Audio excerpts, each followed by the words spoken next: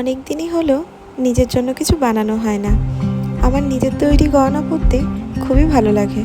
তবে আজ আর কোনো গহনা না, আজ বানাবো খোপার কাটা। চলো তোমাদের সাথেও শেয়ার করি, তোমরাও এটা বানাতে পারবে নিজেরা।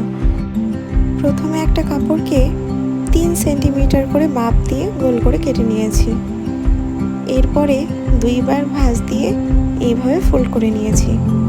তারপর সুই সুতো দিয়ে যেমন করে ঠিক মালা গাঁথতে হয় সেইভাবেই এগুলো গেঁথে নিয়েছি। এরপর 2 পাশটা এক জায়গায় করে দেব। তোমরা একটু শক্ত সুতোই নিও, নরম সুতো হলে এটা ছিঁড়ে যাওয়ার সম্ভাবনা থাকে। তারপর 2 পাশ থেকে টেনে আমি বেঁধে দিয়েছি।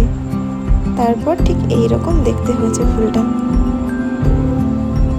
এরপর পাটের দড়িকে ছোট করে কেটে নিয়ে আঠা লাগিয়ে এইভাবে গোল করে বসিয়ে দিয়েছি।